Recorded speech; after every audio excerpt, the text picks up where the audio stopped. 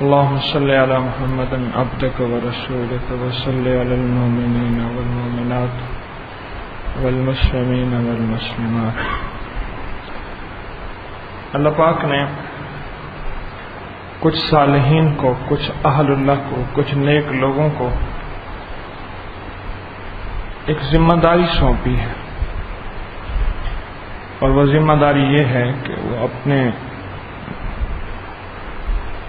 رہنے والے اکٹھے معاشرے میں اکٹھے رہنے والے لوگوں کا فکر کریں، یا دوسرے لفظوں میں حضور سرور کونین صلی اللہ تعالی علیہ وسلم کی جو امت ہے اس کا فکر کریں۔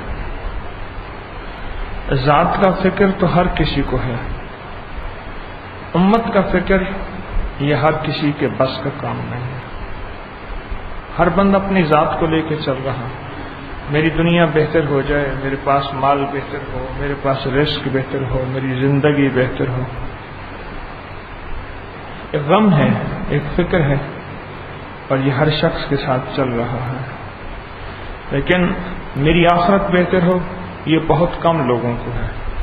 اچھا، پھر یہ بھی ہو جاتا ہے، لیکن دوسروں کی آخرت بہتر ہو، یہ آج کے دور میں چیز یہ تو نہیں کہہ سکتے کہ ختم ہو گئی ہے، لیکن اس کا وجود بہت کم ہے کہ دوسروں کی آخرت بہتر ہو جائے۔ حتیٰ کہ بے حسی کا یہ دور گزرا کہ اپنی اولاد کی آخرت کا بھی احساس اور غم ختم ہو گیا۔ اپنی اولاد، اور اپنی اولاد کا صرف دنیا ہی کا فکر اور دنیا ہی کا غم، اس کے علاوہ سارے غم ختم ہو گئے۔ دنیا کا غم، میری اولاد دنیا کے اعتبار سے کتنی اونچی ہو جائے، کتنی بہتر ہو جائے، اور کتنی خوشحال ہو جائے، بس یہ ایک غم ہے جو اس وقت موجود ہے۔ اب یہ دنیا کا غم آخرت کے غم میں منتقل ہو جائے، دنیا کا غم آخرت کے غم میں منتقل ہو جائے۔ تو ہمارے سلسلے کے بڑے درویش ہیں حضرت علی حجویری رحمۃ اللہ تعالی علیہ، ان کی کتاب کشف المحجوب یہ اسی غم کا حصہ ہے، یہ اسی غم میں لوگوں کو ڈھالنے کے لیے لکھی گئی ہے کہ مخلوق کے اندر اللہ جل شانہ کی محبت کا ایک غم زندہ ہو جائے کہ کیسے میری آخرت بنے گی، اور کیسے مجھے اعمال کے ذریعے سے اللہ جل شانہ کا قرب نصیب ہوگا، اللہ پاک کی محبت نصیب ہوگی کیسے۔ یہ ایک غم ہماری طبیعتوں میں منتقل ہو جائے، یہ ایک فکر ہمارے اندر پیوست ہو جائے، ہماری طبیعتوں میں یہ فکر، جب تک یہ نہیں آئے گا بات نہیں بنے گی، جب تک یہ نہیں آئے۔ تو آج کا ہمارا جو سبق ہے کشف المحجوب کا، اس پہ رسول اللہ صلی اللہ علیہ وسلم کی ایک حدیث انہوں نے فرمائی ہے کہ شیخ اپنی قوم میں ایسا ہوتا ہے جیسے نبی اپنی امت میں، بس انبیاء جو بندوں کو حق کی طرف دعوت دیتے ہیں اور بصیرت باطن سے دیتے ہیں، ہر شخص اس بارے میں اپنے اپنے درجے پر رکھتے ہیں، بس شیخ کو بھی اپنے مریدوں کی تربیت بصیرت باطن سے کرنی چاہیے، ہر ایک کو اس کے موافق غذا اور دوا دینی چاہیے۔ پیر علی جی رحمۃ اللہ علیہ فرماتے ہیں کہ مرشد جو ہے اس کو اپنے مریدوں کو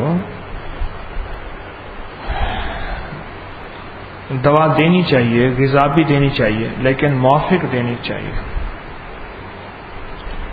اور ان کی تربیت بصیرت باطن سے کرنی چاہیے، اور ہر ایک کو اس کے موافق غذا اور دوا دینی چاہیے تاکہ دعوت الحق کی مراد حاصل ہو۔ بس جب کوئی ولایت الہی کے کمال پر پہنچا ہوا مرشد اپنے مرید کی ان 3 سالوں کی تعدیب کے بعد تربیت کرے، اور 3 سال کی قابل ریاضت و مجاہدہ کے بعد اس کو گدڑی پہنا دے تو درست ہے۔ پیر علی جی رحمۃ اللہ علیہ اس میں ایک بات کہہ رہے ہیں کہ مرید کو چاہیے کہ وہ 3 سال اپنے مرشد کی خدمت میں ایسے گزارے کہ جس میں ایک لمحہ کی بھی حاضری میں غفلت نہ ہو. اور 3 سال جو بندہ گزار لے دن رات اور ایسے انداز سے گزارے کہ ہر پل ہر سانس اس کے ذہن میں، اس کے دل میں، اس کی طبیعت میں بس خدمت ہو. ایک لمحہ بھی اگر چوکا تو 3 سال پھر شروع ہو گئے، پھر ایک لمحہ چوکا تو 3 سال پھر شروع ہو گئے. ڈاکٹر بعض بیماریوں کی دوائیاں دیتے ہیں جی 18 مہینے کورس کرنا ہے ٹی بی کا، ایک دن چوکا تو پھر وہ 18 مہینے اسی دن سے پھر شروع.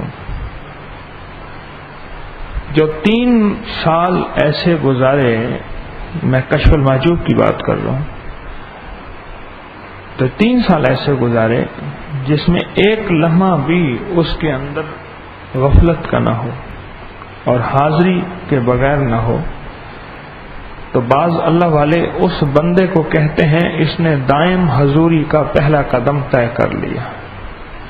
دائم حضوری، دائم حضوری لفظ یاد رکھیے گا. دائم حضوری، دائم حضوری کہتے ہیں ایسا شخص جو ہر پل ہر سانس، ہر پل ہر سانس، ہر لمحہ ہر لحظہ، ہر لمحہ ہر لحظہ اللہ جل شانہ کی حاضری اور حضوری میں اور کملی والے کی اتباع میں گزارے ساری زندگی. اگر اس کی زندگی 1,00,000 سال کی ہی کیوں نہ ہو تو اس کو کہتے ہیں دائم حضوری. ہماری جتنی بھی پرانی ریاستیں تھیں نا، ان میں ایک وزیر ہوتا تھا، وزیر حاضر باش. اس کے ساتھ لکھا جاتا تھا فلاں وزیر حاضر باش. حاضر باش سے مراد یہ ہے کہ نواب یا راجا جس وقت بھی اس کو یاد کرتا تھا وہ اس وقت موجود ہوتا تھا. اس کی اپنی زندگی ختم، نواب کی زندگی میں وہ ایک دم جڑ جاتا تھا. اس کی اپنی چاہتیں، اپنی خواہشیں، اپنی نیند، کھانا، آرام کچھ نہیں ہوتا تھا. بس نواب جو چاہتا تھا وہ ہوتا تھا. اسے کہتے تھے وزیر حاضر باش. شاہ جہان کا ایک وزیر تھا نواب سعد اللہ خان، شاہ جہان کا وزیر تھا سعد اللہ خان، وہ وزیر حاضر باش تھا. تو پیر علی حجویری رحمۃ اللہ علیہ فرماتے ہیں کہ جو 3 سال ایسے گزارے جس میں ایک پل بھی، ایک لمحہ بھی، ایک ساتھ بھی حضوری میں کمی نہ ہو، اگر کمی ہو گئی پھر 3 سال شروع، تو فرمایا اس کو دائم حضوری کا پہلا درجہ، پہلی سیڑھی نصیب ہو گئے. آگے فرماتے ہیں کہ مرشد کو چاہیے کہ وہ مرید کو اس کی موافقت کی غذا دے. موافقت کی غذا، اس کی موافقت کیا غذا ہے، اور دوا دے تاکہ دعوت الحق کی مراد حاصل ہو. بس جب کوئی ولایت الہی کے کمال پر پہنچا ہوا مرشد اپنے مرید کے ان 3 سالوں کی تعدیب کہتے ہیں مسلسل اس کو ادب سکھاتا رہا. تعدیب، اور تعدیب میں ساری سختی ہے، نرمی ہے ہی نہیں. استاد جو سکھاتا ہے اس میں ساری سختی ہوتی ہے، کوئی نرمی ہوتی ہے؟ تعدیب میں ساری سختی ہے، کوئی نرمی نہیں. تو پیر علی حجویری رحمۃ اللہ علیہ فرماتے ہیں ان 3 سالوں کی تعدیب کے بعد تربیت کرے، اور 3 سال کی قابل ریاضت و مجاہدہ کے بعد ریاضت اور مجاہدہ، قربانیاں ہی قربانیاں، قربانیاں ہی قربانیاں، قربانیاں ہی قربانیاں. مجھے یاد نہیں کہ اپنے حضرت رحمۃ اللہ علیہ کے ہاں رہا ہوں اور کبھی نیند پوری ہوئی ہو. اور ویسے بھی 91 میں حضرت کا وصال ہوا تو 91 کے بعد لے کر اب تک تو وہ نیند ساتھ لے گئے تھے. مجاہدہ ہی مجاہدہ، ریاضت ہی ریاضت. کے بعد اس کو گدڑی پہنا دیں اگر ان قربانیوں کے بعد اس کو گدڑی پہنا دیں تو درست ہے، اور گدڑی گویا کفن کا پہننا ہے، کیونکہ کفن کا پہننا زندگی کی لذتوں سے کنارہ کش ہو جانا ہے، کہ زندگی کی لذتوں سے کنارہ کش ہو جانا ہے، اور دن کی زندگی کو راحتوں سے بالکل پاک کر دینا ہے، اور دل کی زندگی کو راحتوں سے بالکل پاک کر دینا ہے۔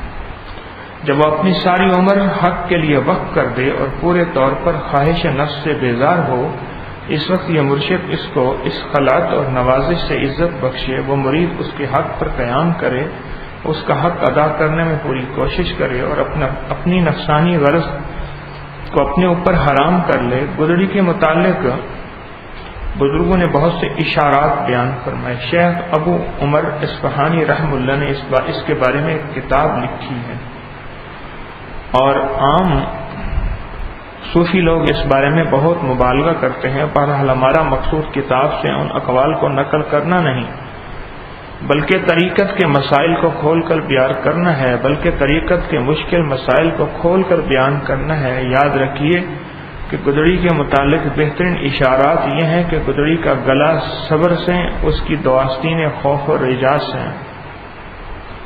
اور اس کو دو حصے قبض و بسط سے، اور کمر نفس کی مخالفت سے، اس کی کرسیاں صحت و یقین سے، اور اس کی درازیاں اخلاص سے، اور اس سے بہتر اشارات یہ ہیں کہ گدڑی کا گلا اہل دنیا کی ممانست سے فنا ہو جانے سے، اور دو آستینیں تنفس کی حفاظت اور دل کی عصمت سے، اور دو حصے فقر و برگزیدگی سے، اور اس کی کمر مشاہد حق میں محو ہو جانے سے، اور اس کی کرسی حق سبحانہ کے حضور اطمینان پانے سے، اور اس کی فراغی محل وصل حق کے مقام میں قرار پانے سے بنی ہوئی ہے۔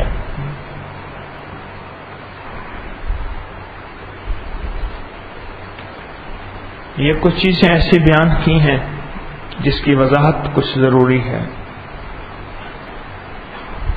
بہت زیادہ۔ پہلی تو چیز پیر علی جوئی رحمۃ اللہ تعالی علیہ نے یہ بیان فرمائی کہ مرشد جو ہے وہ ہوتا ہے جو مرید کو اس کی موافق غذا اور دوا دیتا ہے۔ معالج جو ہے ڈاکٹر یا حکیم، اسے معالج کہتے ہیں۔ معالج مریض کو موافق اور مخالف دوا اور غذا بتاتا ہے، موافق ایسے جو اس کو اچھی لگے، اور مخالف ایسے جو اس کو اچھی نہ لگے۔ لیکن ڈاکٹر کہتا ہے، معالج کہتا ہے کہ اس کو کھانی پڑے گی، اس کو لینی پڑے گی، چاہے تجھے اچھی لگے یا نہ لگے، اور پھر وہ معالج کی بات پہ یقین کر کے اس کو لیتا ہے، اس کو مانتا ہے اور اس پہ عمل کرتا ہے،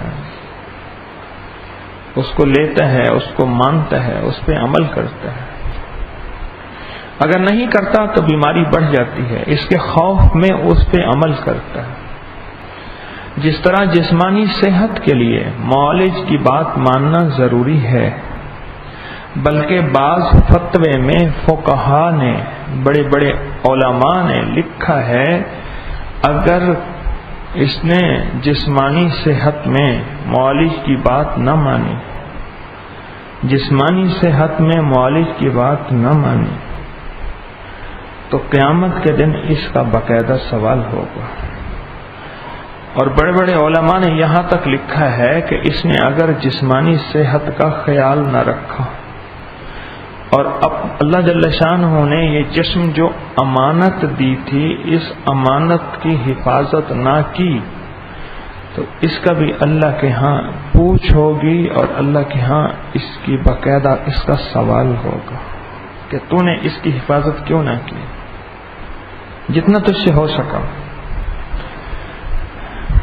اب ہمارے طبقے میں دو بندے ہیں، ایک وہ ہیں جو اس کی حفاظت سے بالکل غافل ہیں، ایک وہ ہیں جو دن رات تن کی حفاظت کو بت بنا کے پوجا کر رہے ہیں۔ پانی میں کیڑے تو نہیں ہیں جراثیم کے نام پہ، غذا میں کولیسٹرول کے نام پہ اور چربیلے مادوں کے نام پہ یہ تو نہیں ہے، ہماری سانسوں میں آلودگی تو نہیں ہے، دن رات اسی فکر میں، اسی غم میں زندگی گزر رہی ہے، اپنے جسم کو بت بنا کے اس کی پوجا کر رہے ہیں، اپنی صحت کو بت بنا کے اس کی پوجا کر رہے ہیں۔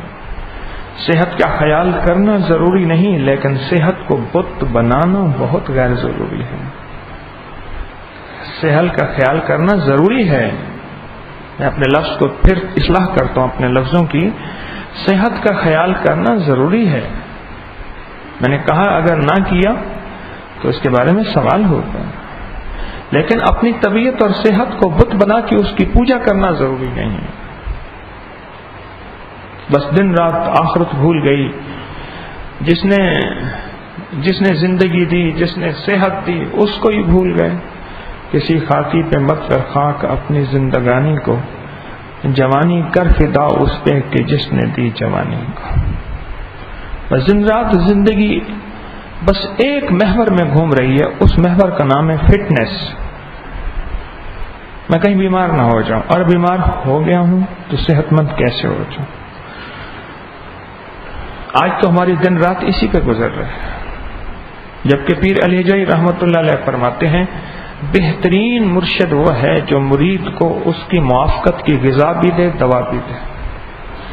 ایک اللہ والے کے پاس ایک بندہ آیا، اس کے احوال دیکھے سنے، فرمانے لگے آج کے بعد تمام وظیفے ختم، تلاوت قرآن کی ختم، تہجد ختم، تسبیحات ختم، اشراق ختم، چاشت ختم، اوابین کے نفل ختم، تہجد کے نفل ختم، لمبی دعائیں ختم، مراقبہ ختم، تسبیحات ختم، صرف فرض پڑھنے ہیں اور واجب پڑھنے ہیں اور موقدہ سنتیں پڑھنی ہیں، باقی سب ختم۔ یہ آپ کا نسخہ ہے، جاؤ اس پہ عمل کرو۔ وہ حیران، یہ کیا؟ یہ بھی چند سال پہلے کی بات ہے۔ حیران کہ یہ کیا؟ کسی فقیر کے پاس کوئی بندہ آتا ہے تو فقیر تو اس کو اعمال بتاتا ہے، یہ عمل کرو، یہ کرو، یہ کرو، یہ کرو۔ آپ مجھے بتا رہے ہیں کہ ہر چیز ختم، یہ کیسے ممکن؟ تو بڑا نوکھا جواب دیا، فرمانے لگے کہ تم اعمال کر کر کے جو دل کے اندر کی کیفیات لایا ہے وہ یہ ہے کہ تیرا برتن اتنا نہیں جتنا تیرے اعمال ہیں۔ کہیں ایسا نہ ہو یہ اعمال تیرے برتن سے بڑھ جائیں اور تیرا دل جو ہے خود خدا سے ہی دور ہو جائے، خود ان کی وجہ سے۔ تو قرآن کہتا ہے یضل بہ کثیرا ویہدی بہ کثیرا۔ اس کے بڑے وسیع مفہوم ہے اس آیت کا، اس آیت کا بڑا وسیع ترجمہ ہے۔ ایک بات، دوسری تو عبادات کر کے جن کیفیات سے گزر رہا ہے خود اپنے آپ کو یا نبی کہہ دے گا یا رب کہہ دے گا۔ تیسرا، تیرے اندر عبادات کا گھمنڈ، عظمت، دل کے اندر گھمنڈ اتنا ہے، خطرہ یہ ہے کہ تجھے اللہ یہ نہ کہہ دے کہ جا جس طرح میں نے شیطان پہ لعنت کی عبادات کر کر کے کہیں تو لعنتی نہ ہو جائے۔ ہاں، کیوں کہتے ہیں اپنی کیفیات کو اپنے مرشد کو بیان کرو کرو کرو؟ ہمیں پرواہ ہی نہیں۔ میرے قریب رہنے والے شب و روز کبھی اطلاع دینے کی تکلیفیں نہیں کرتے، کئی بار عرض کر کر چھوڑ دیا ان کو ان کے حال پہ۔ وہ فیصلہ ہی نہیں کیا انہوں نے روحانیت کی ترقی کا، بلکہ بعض لوگ اگر مراقبے میں، اعمال میں، روحانیت میں ترقی کرتے ہیں تو یا تو ان کو شک آتا ہے یا رشک آتا ہے کہ ہم بھی ایسے ہوں، یا کبھی شک ہو کے گزر جاتا ہے کیسے ممکن ہے، خیال ہوگا، تصور ہوگا، انسان جو سوچتا ہے پھر وہی ہو جاتا ہے۔ بعض اوقات پھر اس بیچارے وسوسوں میں چلے جاتے ہیں۔ بعض اوقات کیا کرتے ہیں، کہتے ہیں جی ان کو نوازا ہے، ہمیں نوازا نہیں، ہم دن رات ساتھ ہیں۔ یہ نہیں دیکھتے کہ ہم نے برتن اس قابل کیا ہے، وہ کبھی نہیں دیکھتے۔ اس نے بیان کیا، انہوں نے سب کچھ روک دیا، میرے پاس کئی لوگ آتے ہیں، میں ان سے عرض کرتا ہوں سب کچھ چھوڑ دو، بس صرف درود ابراہیمی پڑھو۔ بعضوں کو کہتا ہوں درود ابراہیمی نہ پڑھو، صرف یہ اللہم صلی علی محمد کما تحب و ترضی یہ پڑھو۔ پیر علی حجویری رحمۃ اللہ علیہ اپنی کتاب کشف المحجوب میں جو چیز بتا رہے وہ یہ بتا رہے کہ مرشد کو کون سی غذا دینی ہے مرید کو اور کتنی دینی۔ ڈاکٹر سب کو ایک گولی دیتا ہے؟ نہیں، کسی کو 2 گولیاں اکٹھی، کسی کو آدھی گولی، کسی کو 2 گولیاں دن میں 4 دفعہ، کسی کو آدھی گولی صرف دن میں 1 دفعہ۔ سب کو ایک گولی نہیں ہوتی، وہ تو اطلاع سے اصلاح ہوتی ہے اور اصلاح سے ارتفاع ہوتی ہے۔ ارتفاع کہتے ہیں بلندیاں، عظمتیں، پروازیں پھر ہوتی ہیں۔ معالج کو پل پل کی اطلاع دی جاتی ہے۔ معالج کہتے ہیں جی روز کا گراف بنائیں، اپنا بلڈ پریشر، اپنا شوگر، اپنا ECG، یہ مجھے روز گراف بنا کے لکھیں، ہفتے 15-20 دن کے بعد، مہینے کے بعد ملاقات آ کے وہ میرے سامنے رکھ دیں، میں چیک کروں گا۔ یا ICU میں اب ایسا ہوتا ہے کہ انسان کی ECG ساتھ چل رہی ہوتی ہے، وہ بتا رہی ہوتی ہارٹ پلپیٹیشن کو، دل کی دھڑکنوں کی الٹی سیدھی جو لائنیں ہیں ان کو بتا رہی ہے۔ یہاں دل جا کے جھٹکا لیتا ہے اور یہاں رکتا ہے، اتنے منٹ کے بعد دل جھٹکا لے رہا ہے، تو یہ کیا خیال ہے، اس کا جھٹکا بڑھ رہا ہے یا کم ہو رہا ہے؟ اگر تو بڑھ رہا ہے چانسز ہے کسی نقصان کے۔ یعنی معالج کو اپنی رپورٹیں فائل میں، بغل میں فائلیں لے کر اگر تو معالج کو رپورٹیں دکھائیں تو بڑے خوشحال ہو جاتے ہیں۔ بعض اوقات نا میں کوئی تشخیص نہیں کر سکتا، سر سے پاؤں تک میں بیماری پوری بتا دیتا ہوں، کہتے ہیں ٹھیک ہے، پھر کہتے ہیں رپورٹ چیک کر لیں گے۔ میں کہتا ہوں میں نے کچھ بتایا، ٹھیک بتایا، کہ بالکل ٹھیک بتایا، صرف دیکھ لیں ہماری تسلی ہو جائے گی۔ یعنی معالج کو اطلاع دینا جسمانی ترقی کے لیے کتنا ضروری ہے کہ معالج ہے، اس نے سر سے پاؤں تک بتا بھی دیا ہے اللہ کے علم سے، پھر کہتے ہیں جی رپورٹ دیکھ لیں، شاید ہماری تسلی کے لیے۔ بعض اوقات نا کاغذ نکال کے مجھے سامنے رکھتے ہیں، یہ ذرا دیکھیں، یہ ایک خاص نشان لگا ہوا ہے، اس میں دائرہ لگا ہوا ہے، یا ایک کلرڈ پین، موٹے پین سے نا وہاں ایک خاص نشان لگا ہوا ہے، صرف اس نشان کو دیکھ لیں آپ۔ یہی بات پیر علی حجویری رحمۃ اللہ علیہ اپنی کتاب میں بتاتے ہیں۔ پیر علی حجویری رحمۃ اللہ تعالی علیہ یہی بات بتاتے ہیں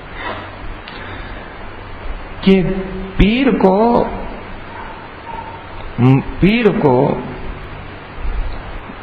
اگر مرید کو غذا دینی ہے پیر نے، یا دوا دینی ہے، یعنی روحانی غذا یا دوا، تو کس کو کتنی دینی ہے؟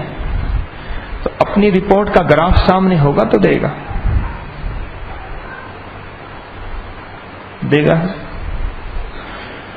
قریب رہ کے اگر بندہ، اور اکثر قریب والے اطلاع نہیں دیتے، اکثر، کہ ہماری قلبی کیفیات یہ ہے، ہماری دلی کیفیات یہ ہیں، ہمارے دل کے، ہمارے وظائف کے، ہمارے معمولات کی، ہماری نماز کی، ہماری تہجد کی، ہماری تسبیحات کی، ہماری تلاوت کی، ہماری ظاہر کی، ہماری باطن کی کیفیات یہ ہیں، اور وہ کمیاں، یہ کمیاں ہیں، یہ کمیاں، ان میں اصلاح کیسے ہو یہ بتائیں۔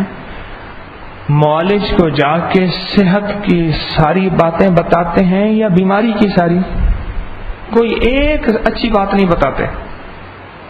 معالج کو کوئی اچھی بات بتاتے ہیں؟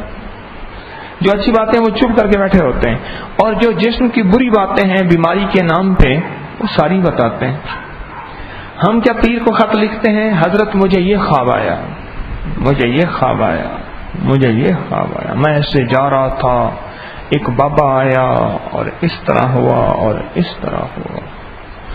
ڈاکٹر کو کہیں جناب میں اتنی روٹیاں کھا لیتا ہوں، میں اتنا چل لیتا ہوں، میری نظر اتنا دور دیکھ لیتی ہے، میرے کان اتنا بالکل باریک بات سن لیتے ہیں، اور میری سینسز اتنے ہیں کہ میں ہر چیز کو پرکھ لیتا ہوں، پڑھ لیتا ہوں، واچ کر لیتا ہوں، میرے پاؤں اس طرح اٹھتے ہیں، میں اس طرح سوتا ہوں، جا کے رکھ دیں۔ وہ دیکھنے آئے گا، بھئی آپ تو ٹھیک ہے، میرے پاس کیا کرنے ہیں؟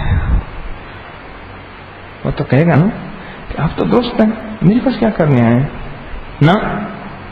یہ ایک سے لے کر آخر تک کچھ نہیں لکھتے، جو نہیں ہوتا وہی لکھتے ہیں۔ ایسے ہے، بلکہ بعض اوقات بیماری کو بڑھا کے بیان کرتے ہیں۔ سامنے بیٹھی ہوئی بعض بوڑھی مائیاں ہوتی ہیں نا، آ پھر رہی ہوتی، جب میرے پاس آتی ہیں بڑی مشکل سے دروازہ گزرتی ہیں، پھر گرنے کی بھی ترتیب بن جاتی ہے، پھر یوں گر بھی جاتی ہیں، ساتھ لگ جاتی ہے۔ اس لیے میں نے شیشے موٹے موٹے لگوائے ہوئے ہیں، بچے ٹکرے مارتے ہیں سارے۔ آ کے پھر کرسی میں پھر نیچے بیٹھیں گے، نہ میں نے کہا کرسی پہ بیٹھے، پھر میرا وقت بھی ضائع کریں گے، آپ سے اوپر نہیں بیٹھیں گی، ہم نیچے بیٹھیں گی، بڑی مشکل سے بیٹھ کے بڑی مشکل سے اٹھیں گی، جب وہاں جائیں گے پھر ہرن کی طرح بھاگیں گے۔ کیوں؟ اپنی اچھی حالت مجھے نہیں دکھانا چاہتے، اپنی بری حالت دکھا کے مجھ سے اچھی دوا پانا چاہتے ہیں۔ آپ سمجھے؟ اچھی دوا پانا چاہتے ہیں۔ اور میرے قریب چلنے والے میرے قیمتی قیمتی ساتھی، میں ان سے مایوس ہو گیا ہوں، میں سچ کہہ رہا ہوں، مایوس ہو گیا۔ کبھی اپنی کیفیت بتانے کی تکلیف گوارا نہیں کرتے۔ اور جب دور والوں کو دیکھتا ہوں روحانی ترقی کرتے ہوئے، پھر ایک احساس ہوتا ہے یہ ایسا کیوں کر رہے ہیں؟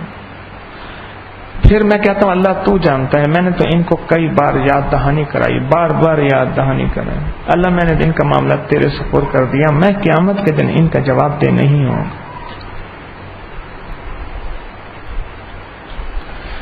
اطلاع دینا ضروری ہے، اس کا جواب ملنا ضروری نہیں ہے، یہ بھی بات بتا دو، اطلاع دینا ضروری ہے، اس کا جواب ملنا ضروری نہیں۔ معالج کو اطلاع دیتے ہیں، 100 بیماریاں بتا دیتے ہیں، وہ ایک گولی اٹھا کے دے دیتے ہیں، بس ٹھیک ہے، وہ کہتے ہیں سب کچھ اس میں آپ کھائیں۔ بعض اوقات گولی بھی نہیں دیتا، بعض اوقات کہتے ہیں آپ بس یہ چھوڑ دیں، یہ کر دیں، بس جائیں۔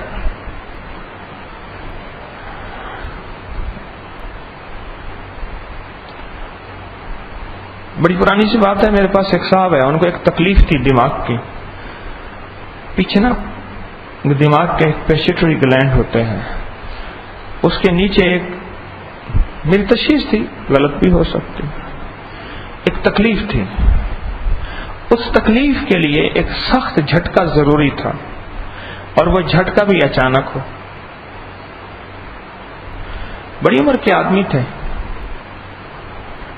تو میں نے ان سے کہا جی کہ میں تھوڑا سا آپ کا علاج کروں گا، تھوڑی سی تکلیف ہوگی، تو اجازت ہے؟ کہنے لگے بالکل، زیادہ تو نہیں ہوگا، بالکل تھوڑی سی ہوگی۔ اچھا، میں نے کہا میں آپ کو تکلیف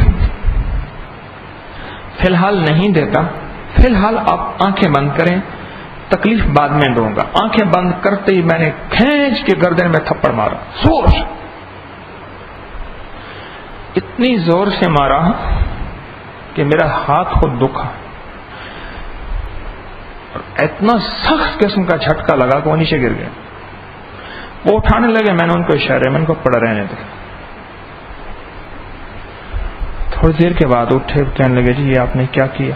میں نے کہا بس یہی تکلیف دینی تھی، بس یہی تکلیف تھی۔ اٹھ کے چل کے دیکھے، میں نے ان سے پوچھا، چلے تو میں نے کہا کیسی چال ہے آپ؟ پہلے وہ پنجوں کے بال چلتے سے، ایڑیاں نہیں ٹکتی تھی۔ کہنے لگا ایڑیاں میری کچھ نیچے لگ رہی ہیں۔ میں نے کہا بس یہی علاج تھا، اب چلتے ہیں، ذرا چلیں، یہ خود توازن بیلنس ہو جائیں گے۔ ہر کسی کو دوائی مختلف دینی ہے نا، کسی کو صرف، میں نے اس نے ایک بندے کو کہا، میں نے کہا آپ کا علاج یہ ہے کہ آپ کا تکیہ جو ہے نا گلاب کے عطر سے بس لگا ہو، ہلکا ہلکا لگا ہوا ہو آپ کے تکیے میں، اور آپ کے سر اگر ٹوپی لیتے ہیں اس میں بھی گلاب کا عطر لگا دیا کریں، اور اگر پانی پیتے ہیں تو گلاب کا پینے والا ایک ایسنس ہوتا ہے جو شربتوں میں ڈالتے ہیں، وہ اس میں ہلکا قطرہ ڈال دیا کریں۔ تو میں نے کہا کہ ایسی چلتا ہے کہنا؟ ہاں۔ میں نے کہا گلاب کا عطر لے کر نا اس کو روئی پہ لگا کے ٹیپ سے لگا کے اے سی کی گرل پہ لگا دیں، یا ٹیشوز پہ لگا کے اے سی کی گرل پہ لگا دیں، بس یہی آپ کا علاج ہے۔ کچھ تھوڑی سی دوائی میں نے عرض کر، روح کی دنیا، روح کی ترقی، کس کو کس موافق دوا دینی ہے، کس کو کیسی غذا دینی ہے، اس کی ساری سنتیں، سب نفلیں، غیر موقدہ سنتیں، نفلیں، تہجدیں سب ختم، اور واقعی کچھ دن کے بعد ٹھیک ہو گیا۔ اور ہاں ساتھ یہ بھی انہیں عرض کیا کہ سر پہ تیل کی مالش کرائیں، مکھن کھائیں، ہاتھ پاؤں کی ہتھیلیوں پہ مالش کریں، بس، اور صرف فرض پڑھیں، واجب پڑھیں اور سنت موقدہ پڑھیں، باقی سب ختم۔ کہنے لگے سارا دن کیا پڑھیں؟ میں نے کہا کوئی سا درود پاک پڑھتے رہے، بس یہی۔ پیر علی جوئی رحمت اللہ علیہ کی آج جو آپ نے بات سنی ہے وہ یہی ہے کہ معالج جو روحانی معالج ہے، پیر ہے، وہ مریض کو، مرید کو کون سی دوا دیتا ہے؟ یہ کس وقت ہوگی؟ اب میں چوتھی دفعہ اپنی بات پھر دوہرا رہا ہوں آج کی اس نشست میں۔ میرے قریب رہنے والوں سے مجھے مایوسی ہوتی ہے، بعض میرے قریب چلنے والوں، میں چوتھی دفعہ یہ بات دوہرا رہا ہوں آج کے نشست میں، کہ میرے قریب چلنے والے مجھے بعض اوقات اپنی کیفیت سے آگاہی نہیں کرتے۔ اور میں نے اگلی بات یہ بھی عرض کی ہے کہ اطلاع دینا ضروری ہے، جواب ملنا ضروری نہیں۔ بعض اوقات توجہ سے بڑے کام ہوتے ہیں اور بعض اوقات نہیں، خود توجہ سے بڑے کام ہو۔ میں اپنے حضرت کے ہاں بس چلا جاتا تھا، بس رہتا تھا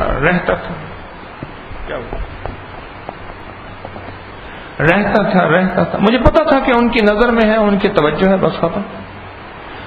برتن اگر سیدھا ہو تو 2-4 قطرے بارش کے ضرور پڑ جاتے ہیں،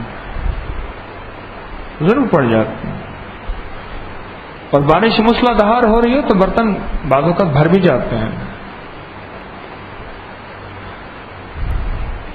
اطلاع دینے سے یہ بات ہوتی ہے، خط کے ذریعے اطلاع، لکھ کے اطلاع، خط کے ذریعے اطلاع، لکھ کے اطلاع، اپنی کیفیات لکھ کے دے دیا۔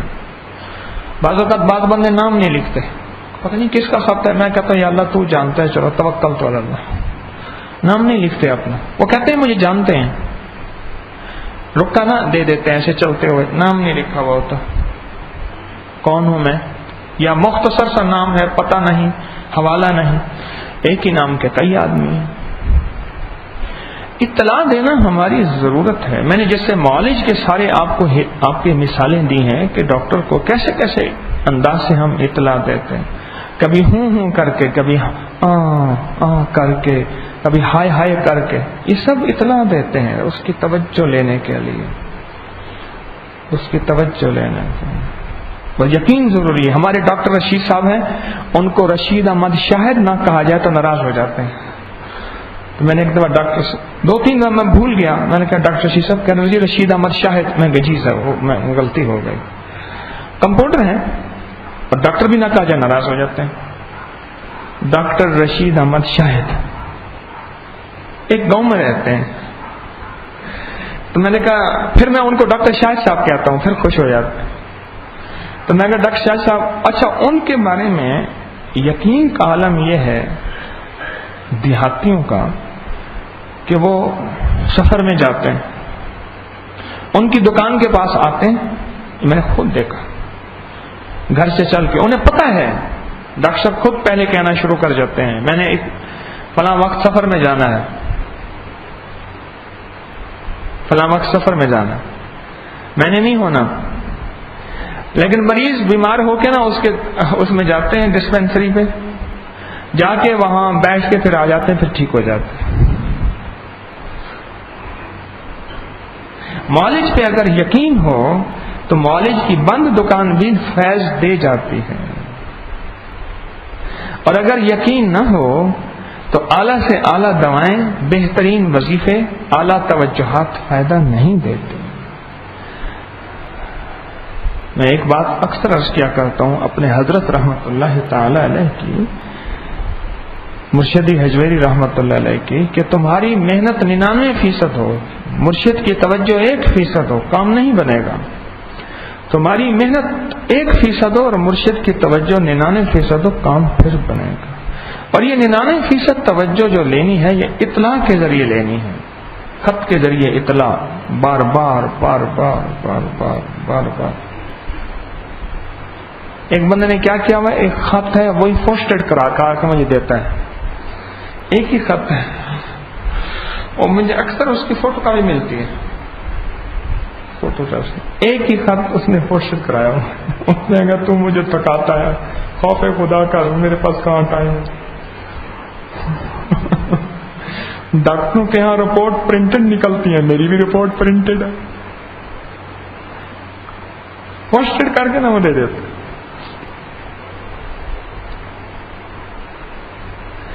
ہم سب مجبور ہیں، میں مجبور ہوں۔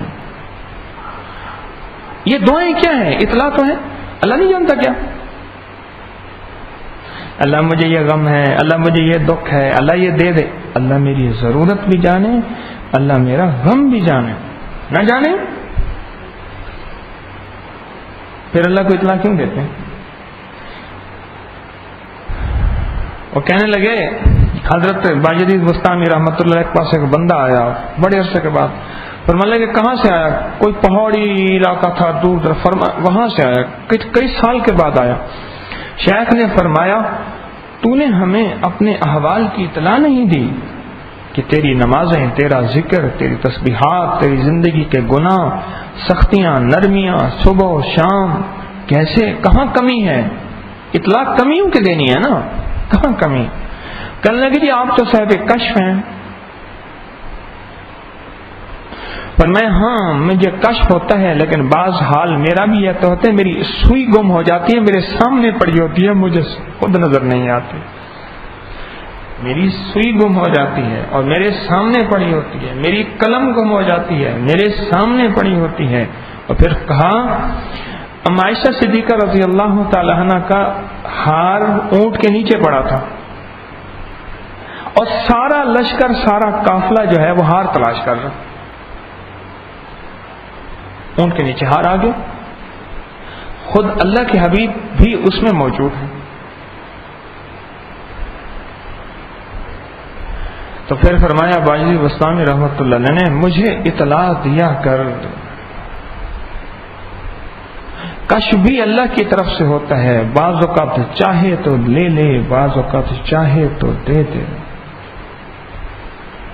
اللہ کے علم میں سے علم ہے، اللہ کی عطا میں سے عطا ہے، چاہے تو لے لے، چاہے تو دے دے، لیکن تو مجھے اطلاع دینے میں کمی نہ کر۔ پھر فرمایا اللہ جل شانہ ساری کائنات کے ذرے ذرے کو جانے، جو جانے اس کو تو اطلاع دیتا ہے، جو نہ جانے اس کو اطلاع دیتا نہیں ہے۔ اللہ تو سارے احوال جانے، دعا کرنے کی کیا ضرورت ہے؟ یعلم ما بین ایدیہم وما خلفہم، پچھلی بھی جانے، اگلی بھی جانے، سب کچھ جانے، سب کچھ جانے۔ اس کو تو ساری روز اطلاعیں دیتے ہیں دعا کے نام سے، روز اطلاعیں دیتے ہیں دعا کے نام سے۔ تو ہم اپنے احوال کی اطلاع دینا اپنی مجبوری سمجھیں، اور اس کے لیے جواب لازم نہ سمجھیں، توجہ لازم لازم لازم سمجھیں،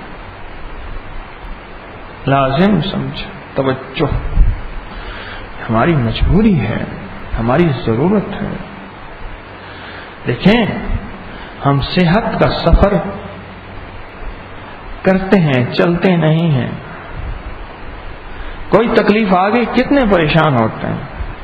بعض لوگ، میں نے جیسے عرض کیا نا کہ اپنی صحت کو انہوں نے دیوتا بنایا ہوا ہے، اور اس کو پوچھتے ہیں. بعض لوگ اپنے مجھے ایک پلاسٹک سرجن ہے لاہور کے، انہوں نے بتایا جی آج کل ہونٹوں کا یہ ڈیزائن ہے. لوگ ہمارے پاس آ کے خاص طور پہ خواتین وہ ہونٹوں کا یہ ڈیزائن پلاسٹک سرجری کرواتی ہیں، جی یہ ڈیزائن بناتے ہیں ہمارے ہونٹوں کا. ہم نے اپنی صحت کو، اپنی طبیعت کو، اپنی ظاہری حسن و جمال کو دیوتا بنایا ہوا ہے، اس کی پوجا کرتے ہیں. اور جو اپنی روحانی صحت ہے کہ آج میری نماز کا دھیان کیسا تھا، اتنے عرصے کی نماز پڑھ رہا ہوں ابھی تک دھیان ہی نہیں ملا، میں نے اپنے معالج کو کیوں نہیں بتایا؟ اتنے عرصے سے سجدہ دے رہا ہوں، میرے سجدے میں میرے اللہ کی ذات عالی کا مجھے دھیان کیوں نہیں ملا؟ مجھے اس کا احساس کیوں نہیں ہوا؟ میری نظریں اتنے عرصے سے دیکھ رہی ہیں، ابھی تک میری نظروں کا کھوٹ ختم نہیں ہوا، اس کا کیا حال ہوگا؟ نظروں کا کھوٹ کلمہ چھین لیتا ہے آخری وقت میں.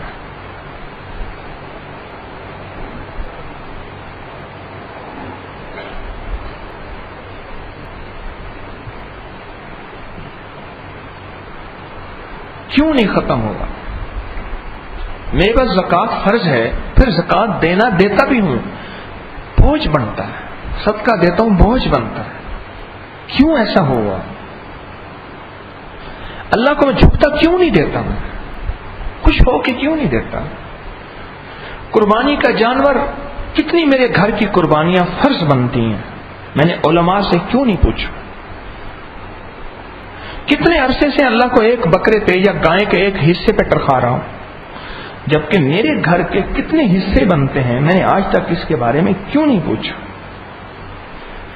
میں ایک بات اپنے مرشد حجویری رحمۃ اللہ علیہ کی بات عرض کیا کرتا ہوں، جس دن اپنی ذات کے لیے کیوں آ جائے گا نا، کیوں ساری عالم میں امن آ جائے گا. اور جب لوگوں کے لیے کیوں آئے گا نا، سارے عالم میں فساد کھڑا ہو جائے گا. آج جو فساد ہے نا وہ لوگوں کے لیے کیوں ہے. حکومت نے یہ کیوں کیا، فوج نے یہ کیوں کیا، امریکہ نے یہ کیوں کیا، فلاں نے یہ کیوں کیا، پڑوسی نے یہ کیوں کیا.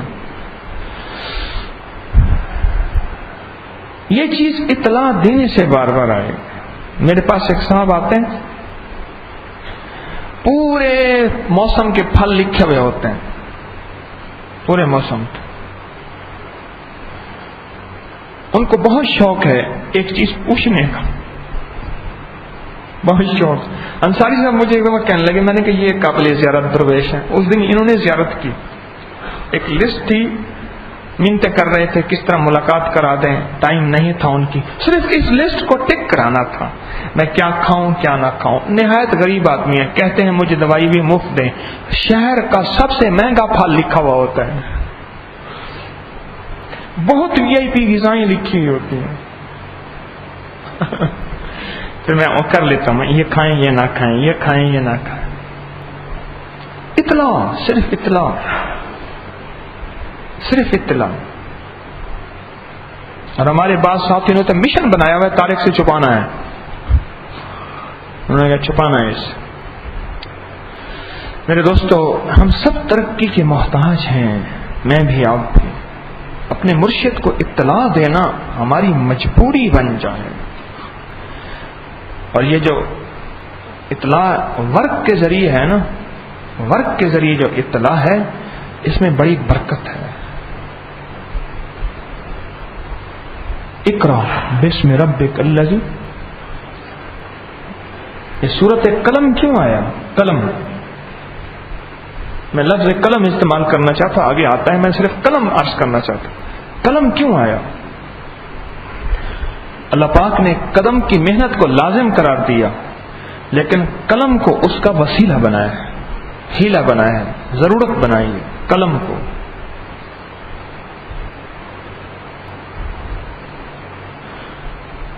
ہم سب محتاج ہیں. آج کا سبق یہی ہے، پیر علی حجویری رحمت اللہ تعالی علیہ کا آج کا سبق یہ ہے. اور اس سبق کے اندر بہت سبق ہیں، اور اس سبق کے اندر بہت ہماری زندگی کے دن رات ہیں.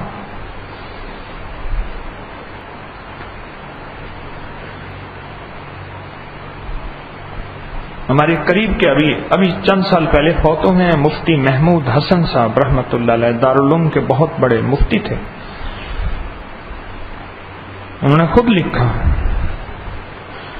ایک شخص میرے پاس آتا تھا، کہتا تھا کہ مجھے آپ پہ پورا یقین نہیں ہے، کہ لوگ آپ کے بارے میں کچھ باتیں کرتے ہیں، پھر میں وہ سنتا ہوں، پھر میرا یقین اوپر نیچے ہو جاتا ہے، لیکن میں آپ کے سے جب مشورہ کرتا ہوں اور آپ سے پوچھ کے چلتا ہوں تو اس پوچھ کے چلنے سے میں نے ہمیشہ نفع اٹھایا ہے، اگر نقصان بھی ہوا ہے تو اس نقصان سے بھی پھر نفع کی صورتیں نکلی ہیں. آپ سمجھے؟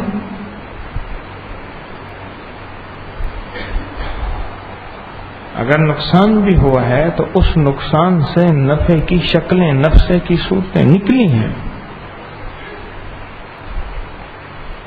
کسی نے گوالیار کے قلعے میں ننگے پاؤں بھاگ کے حضرت شیخ احمد سرہندی مجدد الفسانی رحمت اللہ تعالی علیہ کو جب اس بندے نے رہا کیا، جس کا مقبرہ لاہور میں، کون مقبرہ؟ جہانگیر. اس بندے نے جا کے رہا کیا حضرت کو. دین الہی اکبر بادشاہ نے جو مشرکانہ رسومات کے نام پہ جو دین ایجاد کیا ہوا تھا، اس دین کے خلاف آواز لگانے پہ قید کر لیا. مشقت تھی، لیکن اللہ نے اس بندے کو سعادت لکھی. کئی درویش ہیں. جھاوریاں سرگودا کے ساتھ ایک جگہ ہے، وہاں کے ایک درویش تھے، مجھے ان کا واقعہ بھی پہنچا. خود میری حضرت رحمت اللہ تعالی علیہ وہاں تشریف لے گئے، میں ساتھ تھا.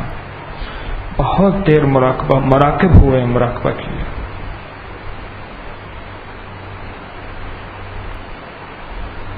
بہت دیر مراقبہ کیا اس کے مقبرے پہ، جہانگیر کے مقبرے. بہت دیر. اور کچھ اہل اللہ سے بھی مجھے یہ بات ملی ہے ان کے مکاشفے اور مراقبے کے بعد، اور یہ ملی ہے کہ اس بندے کی جو بخشش ہوئی ہے نا، وہ یہ ہوئی ہے، وہ حضرت مجدد رحمت اللہ تعالی علیہ سے پوچھ کے چلتا تھا. شاہانہ مزاج تھا. سارے شاہانہ مزاج کے بعد بھی اللہ پاک نے اس کو آگ کے انگاروں سے نکالا اور اس کی بخشش ہوئی. اس بخشش کی بنیاد یہ ہے کہ اللہ نے فرمایا تو میرے ایک دوست سے پوچھ کے چلتا تھا. چلو یقین نہیں ہے سارا، جیسے مفتی محمود حسن صاحب رحمت اللہ تعالی علیہ نے لکھا، یقین نہیں ہے تو کچھ پوچھ کے چلنے میں چلو ایسا کر لیں، پیر نہ بنائیں مشیر بنا لیں.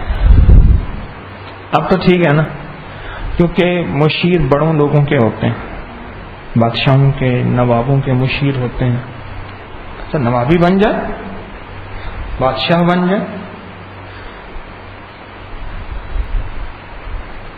پیر نہ بنائے مشیر ہی بنا لے، مشیر سے نہیں پوچھتے. تو میرے قریب کے ساتھی جو میرے ساتھ چلنے والے ہیں، جنہوں نے قسم اٹھائی ہے کہ مجھے اطلاع نہیں دینی، کوئی پتہ نہیں کوئی ایسی قسم اٹھائی ہے جو قیامت کے دن جا کے ٹوٹے گی، تو وہ مجھے پیر نہ بنائے مشیری بنا لے. پیر نہ بنا مشیری بنا لے.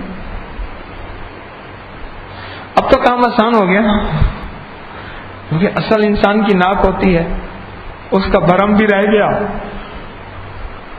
لاہور کے بعض خاندانی لوگ ہیں، یہاں کے رہنے والے پرانے روایتی لوگ ہیں، ارائی ہیں، خواجے ہیں، بعض ایسے ہیں. تو چلو اس کا بھرم بھی رہ گیا، کشمیری ہیں، اس کا بھرم بھی رہ گیا، کام بھی ہو گیا. کام مطلوب ہے، نام مطلوب نہیں ہے. نام پیر دے دے یا مشیر دے دے. پیر نہ دے دے کوئی بات نہیں، مشیر تو چلو دے دیں. انہوں نے کہ یہ میرا مشیر ہے جی. انہیں کہ جناب نواب صاحب کے یا فلاں چودھری صاحب کے اتنے مشیر ہیں. اس نے کہا کتنا بڑا منصب ہوگا جو اتنے بندے کے اتنے مشیر ہیں. چلو مشیر تو کر لیں. وہ کشف المحجوب کہہ رہی، میں نہیں کہہ رہا. آج کا موضوع قدرتی یہی نکل آیا. وہ جو حضرت رحمت اللہ علیہ سے پڑھی ہوئی کشف المحجوب ہے نا، بس وہی پڑھی ہوئی ہے. اس کے بعد بیٹھ کر میں تیاریاں نہیں کرتا. کتاب بھی میرے پاس نہیں ہوتی ہے، تو انصاری صاحب کے پاس ہوتی ہے. مہینے کے بعد مجھے دیتے ہیں کتاب. میں کون سی تیاری کر کے آتا ہوں؟ اس لیے میں نشانی بھی لگاتا ہوں، ڈیٹ بھی لگاتا ہوں. تیاری کہاں کر کے آتا ہوں؟ جیسے وہ حافظ آنکھیں بند کر کے پڑھنے بیٹھ جاتا ہے، میں تو ویسے بیٹھ جاتا ہوں.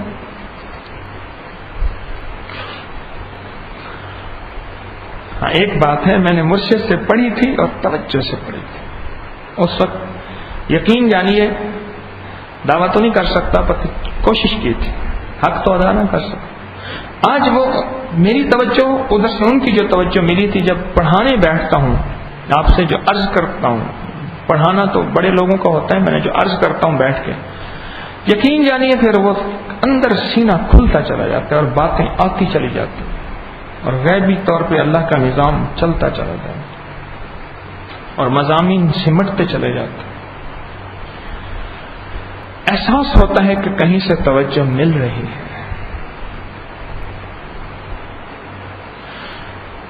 اطلاع دیتے ہیں پیر، اطلاع دینی ہے پیر کو، اس لیے کہ میں کروں نہ کروں. اب اطلاع دینی ہے اس نیت سے کہ یہ میرا مشیر ہے، یہ میرا مشیر ہے. اس دن میں مولانا حبیب الرحمان مسخان پور بیٹھا ہوا تھا. کہنے لگے کہ حضرت نے فرمایا، بڑے حضرت نے مخزن کے بڑے حضرت جو تھے، اور میں کہ جا کے مولانا عبید الانور صاحب کو یہ رکا دے آپ. کہنے لگے مجھے ان کے پاس میں لاہور گیا اور سخت سردی تھی. ٹرین پہ میں اترا، اسٹیشن سے اترا اور وہاں پہنچا. پتہ چلا کہ حضرت صرف جمعے کے دن مسجد میں تشریف لاتے ہیں اور لوگ باتیں کرتے ہیں کہ جی یہ مسجد میں نماز نہیں پڑھتے، بہت باتیں کرتے ہیں. تو یہ خضاب بھی لگاتے ہیں اپنے بالوں کو. لگے میں نے دروازہ کھٹکھٹایا نا، تو اوپر سے رات کو میں پہنچا، اوپر سے نا جھانکا، نیچے آئے. سخت سردی میں دھوتی باندھی ہوئی تھی اور اوپر ایسے رومال سر کے اوپر ایسے لیا ہوا تھا جیسے بندہ دھوتی باندھ کے بیٹھا ہوتا ہے. کوئی بندہ باہر آئے تو ایسے اپنا اوپر تھوڑا سا رومال لے لیتا ہے اور پسینہ پسینہ تھا.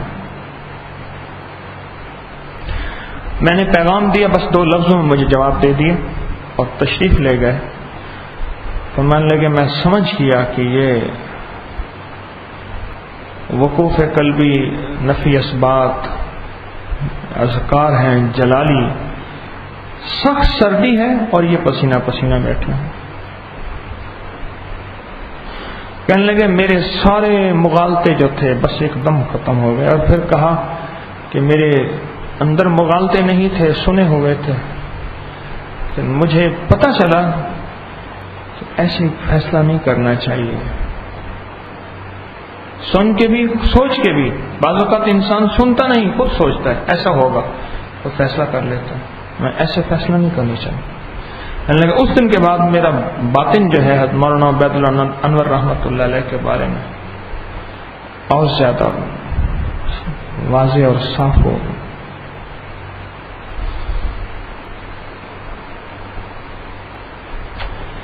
تو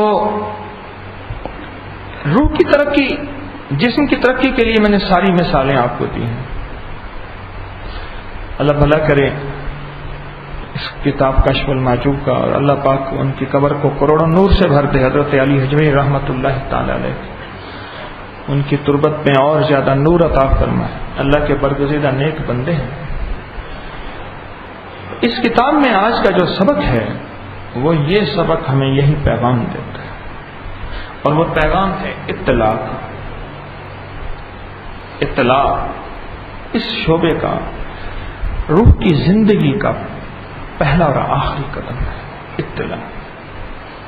ہماری ضرورت ہے، ہماری مجبوری اور مسلسل اطلاع، کیونکہ یہ سفر جو ہے نا، یہ روح کا سفر، یہ موت تک کا سفر ہے.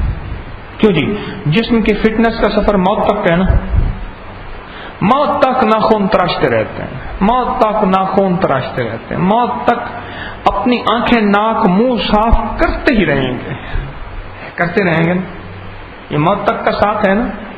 اچھا، موت تک بال تراشتے رہتے ہیں جہاں کے بال تراشنے ہیں، موت تک پیتے رہتے ہیں، موت تک کھاتے رہتے ہیں. کیا کریں؟ سفر ہی وہی. اسی طرح جب یہ ساری ضرورتیں موت تک کی لگی ہوئی ہیں تو یہ اطلاع کے بعد جو ترقی کا نظام ہے اس کا لازم حصہ ہے کہ وہ بھی موت تک سفر چلتا رہے گا، موت تک سفر چلتا رہے گا.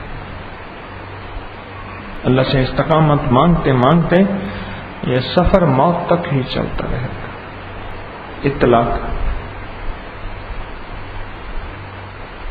جیسے میں نے اطلاع کی میں نے بات کو ترتیب باقاعدہ بتائی ہے نا، کہ میں اتنی روٹیاں کھاتا ہوں، اتنے گھنٹے سوتا ہوں، فریش ہوتا ہوں، میری ٹانگ میں درد نہیں، میرا پیٹ ٹھیک ہے، ویٹ ٹھیک ہے، آنکھیں ٹھیک دیکھتی ہیں. یہ سارا کچھ لکھ کے ڈاکٹر معالج کو، حکیم کو دے دیا جائے تو ایسے منہ دیکھا کہ پھر میرے پاس کیا کرنے آیا. وہ نہیں لکھتے، بلکہ میں نے آپ کو بتایا ہے کہ مائیاں ادھر سے ٹھیک چلتی ہیں، ٹھیک ٹھاک ہوتی ہیں، جب میرے پاس آتی ہیں بہت زیادہ اور معذور بن جاتی ہیں. بعض بندے ایسے ہو جاتے ہیں.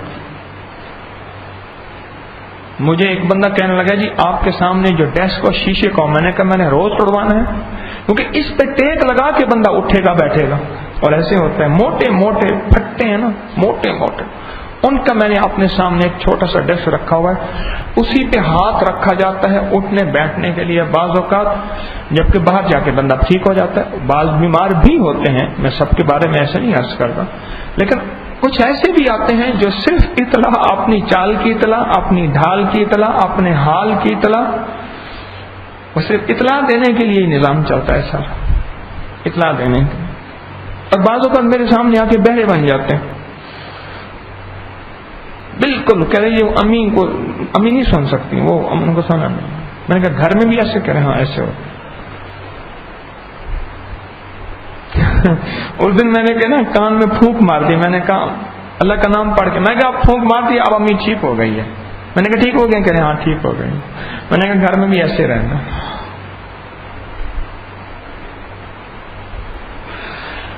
یہ ساری چیزیں کس لیے؟ کہ میرے احوال ٹھیک ہو جائیں. فٹنس کے ساتھ قبر میں جاؤں. یہ ساری چیزیں اس لیے. تو روح کی فٹنس کے ساتھ قبر میں جاؤں، یہ شیطان نے ہمیں اس سے غافل کر دیا. تو اس کے سامنے اس فٹنس کے لیے ناک آڑے آتی ہے. اس ناک کا آج میں نے مسئلہ حل کر دیا مشیر کے نام پہ. اس کا مسئلہ آج حل ہو گیا. اس نے کہ جی آج خطاب کریں گے جس میں ملک کے مسائل کا حل ہوگا. آج ہمارا خطاب ہوا جس میں اس مسئلے کا حل ہو گیا، ناک کے مسئلے کا حل ہو گیا کہ آج کے بعد پیر کہنا ختم، مشیر ہے میرا یہ. اور مشیر بڑے لوگوں کا ہوتے ہیں، آپ بڑے بس ختم.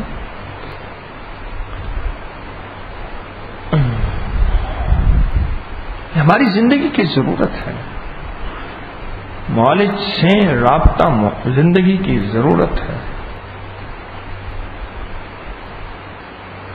میں نے ایک اشتہار پڑھا ہمدرد کی کارمینہ کا، اس میں مرغن کھانوں کا ڈھیر لگا ہوا ہے. بندہ بہت سارا کھا رہا ہے، اس کے بعد دیکھا پیٹ پھولا ہوا ہے. اچھا، تو پھر فوراً کہا اس زندگی میں معالج کی ہدایات بہت ضروری ہیں، اور ایسے معاملے میں معالج کی ہدایات صرف کارمینہ کی 2 گولیاں ہیں. تو میں نے کہا کہ جب بندہ زیادہ کھا لے، پی لے، پیٹ پھول جائے، تو معالج کی ہدایات ضروری ہیں. آپ نے دیکھا نہیں نونہال میں، ہمدرد کے نونہال میں بچہ ہے، اس نے ورلڈ کا گلوب جو ہے وہ ایسے کمر پہ اٹھایا ہوا ہے. ایسی باریک باریک چیزیں دیکھا کریں اور پھر اپنی نظروں سے اس کی تعبیریں بھی لیا کریں. ہمدرد ہے نا، ہمدرد کی شیشی پہ بچہ ہے چھوٹا سا، اس نے نا پورے ورلڈ کا نقشہ، ورلڈ کا گلوب ہوتا ہے کیا ہوتا ہے، وہ اپنی کمر پہ اٹھایا ہوا ہے. میں یہ پلاؤ گے تو پوری دنیا میں یہ پھر دیکھیں اللہ والو، یہ ہمارے یہ گھٹیاں ہیں، اطلاع ہماری گھٹی ہے، اطلاع ہمارے نونہال ہے، اطلاع ہماری ہاضمے کی گولیاں ہیں، ہماری ضرورت ہے، ہماری مجبوریاں ہیں، ہماری ضرورت ہے. جب تک ہم اس پہ نہیں آئیں گے منزل پہ سفر طے نہیں کر سکیں گے. اطلاع سے ایک اور نفع ہوتا ہے، انسان کی بہت سی غلط فہمیاں اور بدگمانیوں کا ازالہ ہوتا ہے. انسان لیے اندر پھر رہا ہوتا ہے، اپنے پیر کو یا اپنے مشیر کو لکھ دیتا ہے کہ یہ میرے اندر کی کچھ چیزیں ہیں، اور بعض اوقات وہ اس کا جواب مناسب سمجھتے ہیں تو دے دیتے ہیں، اور بعض اوقات اللہ سے دعا کر دیتے ہیں، توجہ ہو جاتی ہے، اللہ دل کی دنیا میں خود اصلاح فرما دیتے ہیں. کوئی واقعہ، کوئی سنی بات، کوئی درس میں بات، کوئی ایسی چیز ہو جاتی ہے جو خود بخود اس کا جواب مل جاتا ہے. اطلاع سے بہت فائدے ہوتے ہیں، ہماری زندگی کی ضرورت ہے، اور خاص طور پہ اس شخص کی جو روح کی زندگی میں، روح کی دنیا میں چل پھر رہا اور روح کی دنیا میں اپنی زندگی کا سفر طے کر رہا. اس کو اپنی مجبوری بنائے، اس کو اپنی ضرورت بنائے، اس کو اپنی ضرورت بنائے، اس کو اپنی مجبوری بنائے. تو ایک دفعہ ہمارے حضرت رحمت اللہ علیہ کے ہاں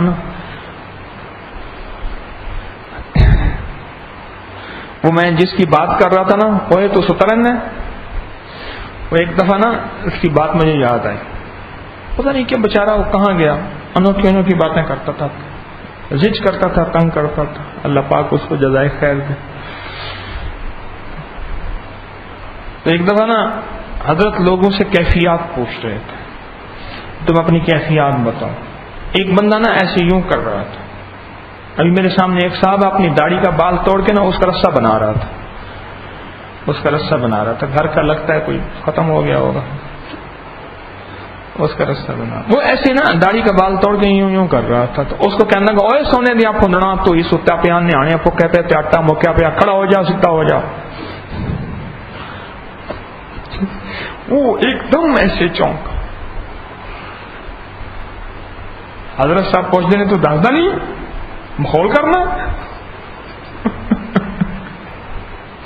مجھے اچانک بات یاد آئی اس اور سونے دیا پھندنا تو یہ سوتا. اس نے ایک دفعہ کہا، اس نے مجھے یاد ہو گیا. مجھے چیزیں یاد نہیں ہوتی، پتہ نہیں کیسے یاد ہوں گی. اور سونے دیا پھندنا تو یہ سوتیا پیا، نیانے پکے پہ آٹا مکیا پیا.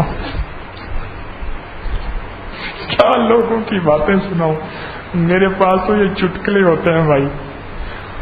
قرآن و حدیث تو اللہ عمر دراز کرے علماء کی، ان سے جا کے سنا کرو.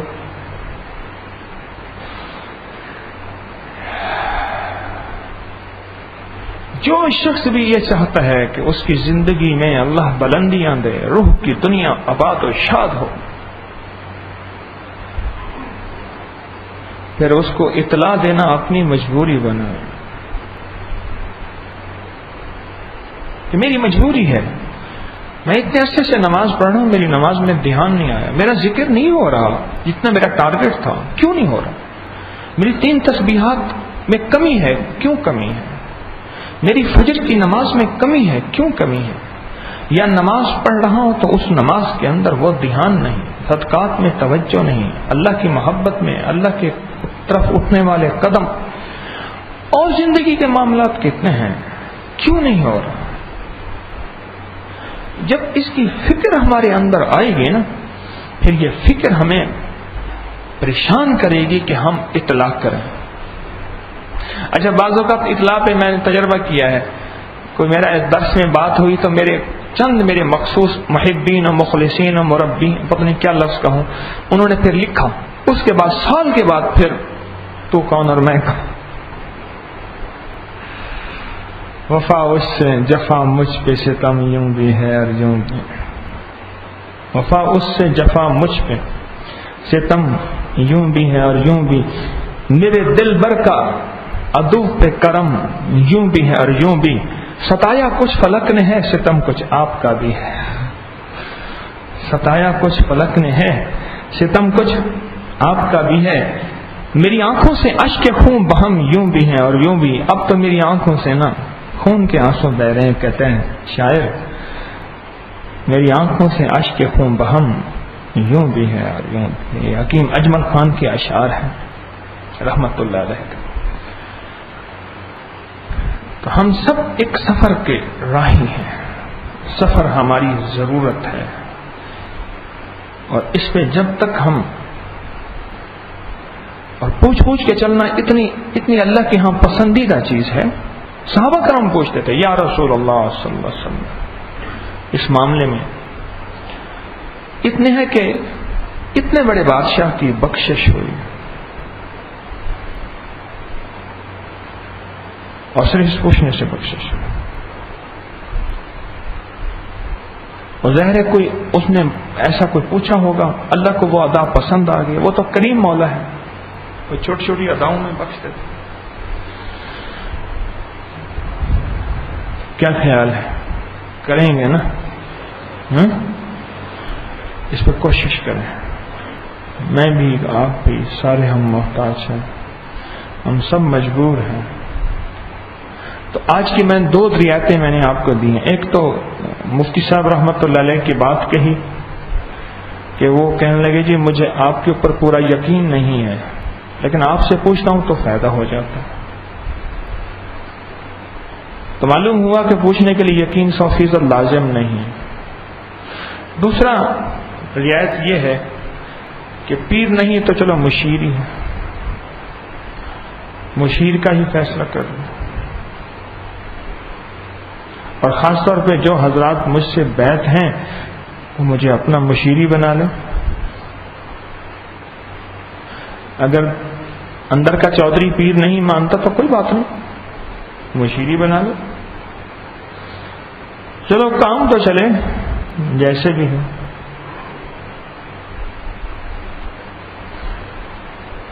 اللہ پاک مجھے آپ کو ان راہوں کا سچا راہی بنا دے، راہی بنا دے، راہی بنا دے، ان راہوں کا سچا راہی بنا دے، ان راہوں کا سچا عاشق بنا دے، اور ان راہوں کا سچا متلاشی بنا دے، متلاشی، تلاش کرنے والا،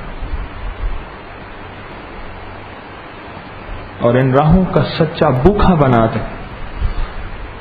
بھوک میں بے سب کچھ بندہ کھا جاتا ہے، اور ان راہوں کا سچا پیاسا بنا دے، پیاس میں دھوبی گھاٹ بھی پیاس پر بجھانے کے لیے آر نہیں ہوتی۔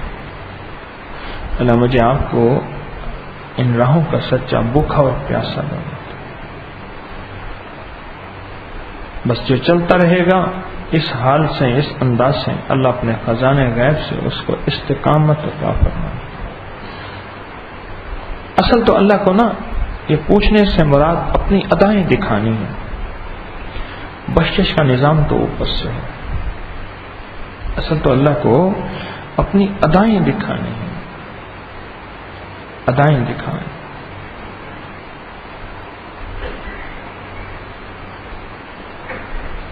میرے پاس بہت کم ایسے احوال آتے ہیں جن کا تعلق اس چیز سے ہوتا ہے کہ یہ ہماری روحانی ترقی مطلوب ہے، ورنہ 2 قسم کے احوال آتے ہیں۔ ایک تو خواب آتے ہیں، میں نے یہ خواب دیکھا، ایک یہ آتا ہے یہ دیکھا کہیں ایسا تو نہیں ہم پہ جادو ہو گیا، بس یہ 2 احوال آتے ہیں، جادو جنات یا کوئی خواب آ گیا۔ بہت کم لوگ ایسے ہیں جن کا مطلوب یہ ہے کہ ہماری روحانی ترقی ہو۔ جیسے میں نے عرض کیا نا کہ ایک بندہ میرے پاس آیا اور آتے ہی کہنے لگا میں وہ ہوں جو دودھ والی بھینس لینے آیا ہوں۔ اب یہ فکرہ مجھے یاد کیوں رہ گیا؟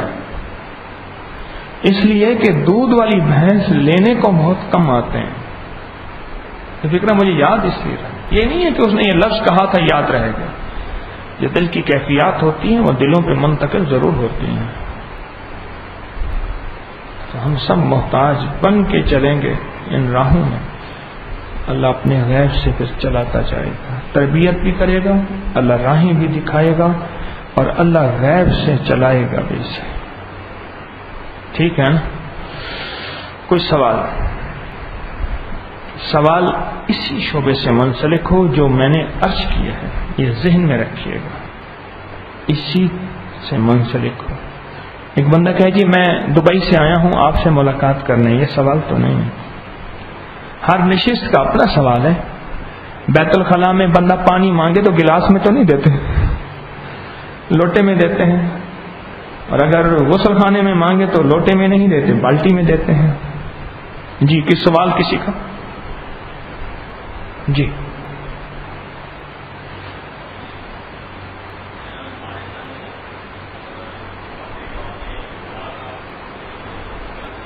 ہے جی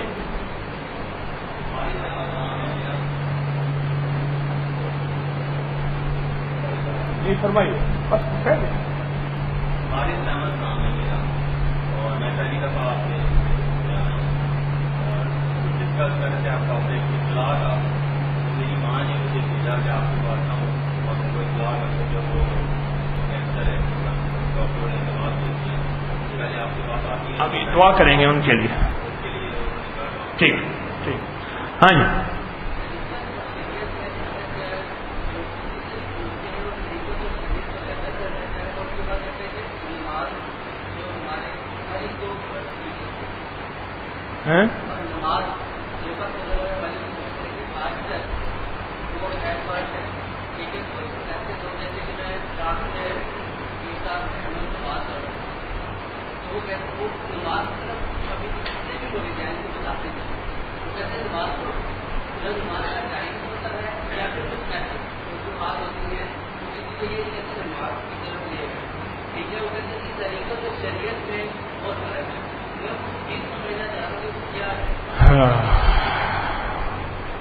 ان کا سوال یہ ہے طریقت اور شریعت میں کیا فرق ہے.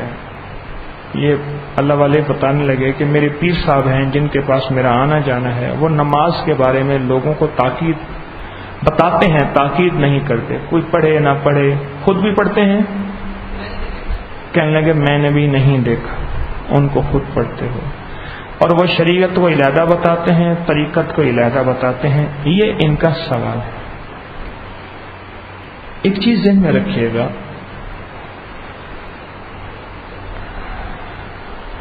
اگر محمد نہ ہوتے صلی اللہ تعالی علیہ وسلم تو کوئی پیر ہوتا؟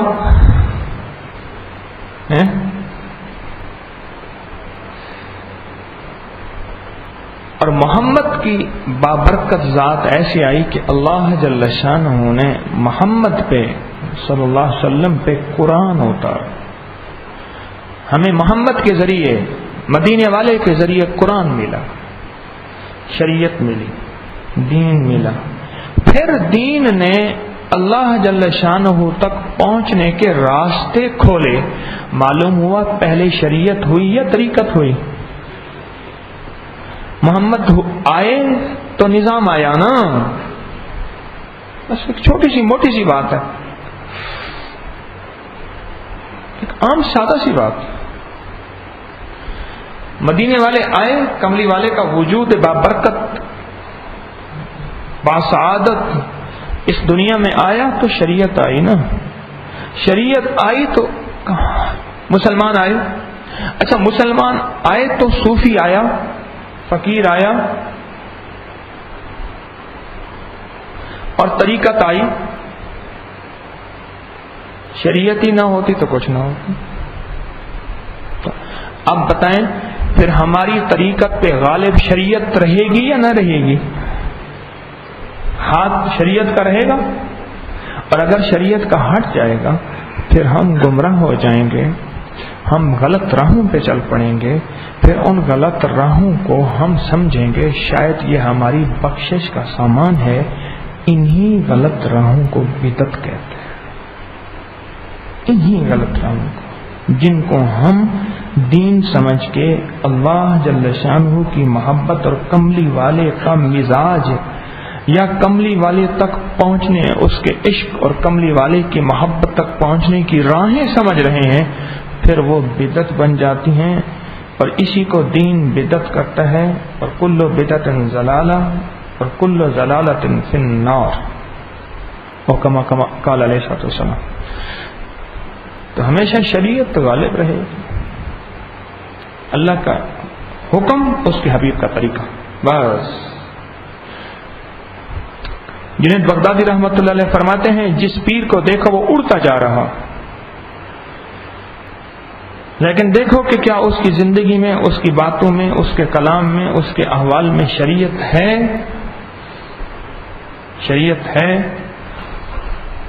تو ٹھیک ہے، اڑنا ضروری نہیں، اڑنا ضروری نہیں، اڑنا ضروری نہیں، شریعت ضروری ہے۔ اب میری بات کو سمجھ آئی اللہ والوں؟ آج کے بعد شریعت اور طریقت کوئی جدا نہیں ہے، ایک ہی چیز ہے۔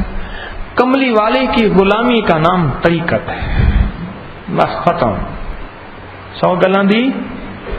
کملی والے کی غلامی، مدینے والے کے عشق اور غلامی اور اتباع اور کملی والے کے زندگی میں سمو جانے کا نام کیا ہے؟ طریقت، طریقت ہے، اسی کا نام طریقت ہے۔ یہ فرما رہے ہیں کہ میں دیہاتی آدمی ہوں، ہمارے ہاں دیہات میں علماء پہ یقین کم، اور جو بابے ہوتے ہیں چاہے وہ دنیا جہان کی ساری الٹی سیدھی بیان کریں، ان پہ یقین زیادہ۔ اصل بات یہ ہے کہ ہمارا جو اندر کا نفس ہے یہ آسانیاں تلاش کرتا ہے۔ مجھے ایک بندہ کہنے لگا، خود ہی تو کہتا ہے اللہ قرآن میں تم مسافر ہو، لہٰذا میں آج کے بعد 2 پڑھوں گا۔ سمجھ گئے؟ میں مسافر ہوں، موت تک مسافر ہوں، مومن مسافر ہے، کون سی دنیا غریب ہوں، ایسے رہو جیسے مسافر، دین میں ہے مسافر۔ تو مسافر کے لیے کتنی نمازیں ہیں؟ فرض 4 ہوں تو 2، اس نے کہا میں 2 پڑھوں گا، چلو۔ اپنی مرضی سے دین کی تعبیر کر لینا۔ تو ہم اصل میں طبعاً جو ہے نا شہزادگی کا مزاج رکھتے ہیں، جنت سے نکالے ہیں نا، نکالا ہم کو جنت سے، دیا پیشہ کہ جنت کا یہ حیرانی نہیں جاتی، شہزادگی کا مزاج ہے، جنت سے آئے ہیں۔ اب ہم کیا کرتے ہیں؟ آسانیاں تلاش کرتے ہیں، شارٹ کٹ۔ یہ آج کل ہمارے ٹی ویوں میں، چینل میں آسانیوں والا دین پھیلایا جا رہا ہے، آسانیاں تلاش کر۔ ایک بہت بڑے مفتی تھے، مفتی، وہ کیا کرتے تھے؟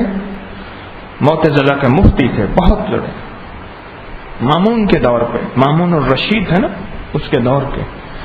وہ کیا کرتے تھے؟ پورے 11 بادشاہ کے پاس رہتے تھے، بہت زیادہ مال ہو گیا، 11 مہینے مال ان کے پاس ہوتا تھا، 12ویں مہینے اپنی بیوی کو ہدیہ کر دیتے تھے، کہتے رہے۔ اب وہ 12 مہینے ہوں تو زکوٰۃ ہو، 12 مہینے کے بعد پھر بیوی ان کو ہدیہ کر دیتی تھی۔ ایک بندہ مجھے کہنے لگا جی میں قسم اٹھا کے کہتا ہوں کہ اللہ کی قسم یہ سودا میرا اتنے کی خرید ہے، کہہ رہا میں بیوی کو بیچ دیتا ہوں، بیوی مجھے بیچ دیتی ہے۔ اللہ، اور تاریخ میں لکھا ہے وہ مرتد ہو کے مر گیا۔ رعایتیں نکالتے نکالتے نکالتے مال بڑھتا گیا، اور ہر سال مال کی چھانٹی اللہ کرتا ہے نا، چھلی لگاتا ہے اور پھر برکتوں کے دروازے کھولتا ہے۔ رعایتیں کر کر کر کر کے مال بڑھتے بڑھتے آخر کار تاریخ میں لکھا ہے کہ وہ مرتد ہو کے، بے دین ہو کے، بغیر کلمے کے، ایمان کے مر گیا۔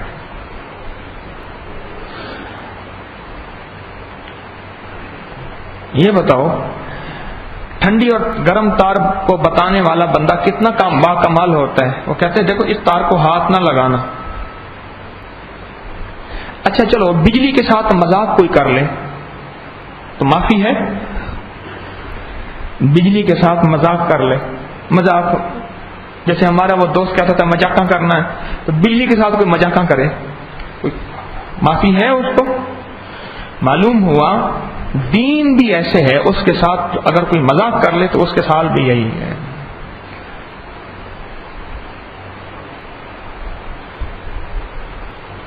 جو جو ہمیں حلال اور حرام بتانے والے ہیں ان کا معاشرے میں وجود رہے گا، وہ علماء ہیں. یہ حلال ہے، یہ حرام ہے، یہ جائز ہے، یہ ناجائز ہے. اور اگر کوئی بابا جی ایسی بات بتاتے ہیں جس کا ٹکراؤ دین سے، اللہ کے نبی کملی والے کے فرمان صلی اللہ تعالی علیہ وسلم سے نہیں ہوتا، تو برکت کی بات ہے، ٹھیک ہے، اس میں کون سی حرج کی بات ہے؟ میں تو خود بابوں کو ماننے والا ہوں. اور کوئی سوال؟ یہ بتا رہے ہیں اللہ والے کہ خوشبو لگاتے ہوئے اوپر سے نیت ہو، کیا سنت کے طور پہ لگا رہا ہوں، اور اندر نیت تو لوگ اچھا کہیں گے. اوپر کی نیت کو ذرا تھوڑا سا فٹ کر لے، اندر کی نیت کو چھوڑ دے. ہاں، یہ مومن کے اندر میں 2 کیفیتیں ہوتی ہیں، ہمیشہ چلتی ہیں. اور میں کبھی بھی ریاکاری کی نیت اگر آ گئی ہے، اس ڈر سے عمل کو نہیں چھوڑنا چاہیے. یاد رکھیے کہ لوگ کہیں گے تو بڑا بزرگ بن گیا، نماز تیری میں امتحان آ گیا، اس وجہ سے نماز کو مختصر کر دینا، نیکی کو چھوڑ دینا، یا کوئی خیر کا عمل چھوڑ دینا، کبھی ایسا نہ کیجیے گا. ریاکاری کے ڈر سے خیر کا عمل نہیں چھوڑنا چاہیے، بلکہ انشاءاللہ یہ خیر کا عمل ایک وقت آئے گا ریاکاری کو ختم کر دے گا، دکھاوے کو ختم کر دے گا،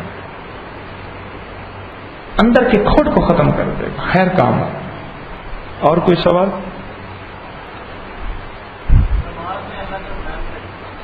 ہاں، یہ کہتے ہیں جی نماز میں اللہ کا دھیان کیسے نہیں؟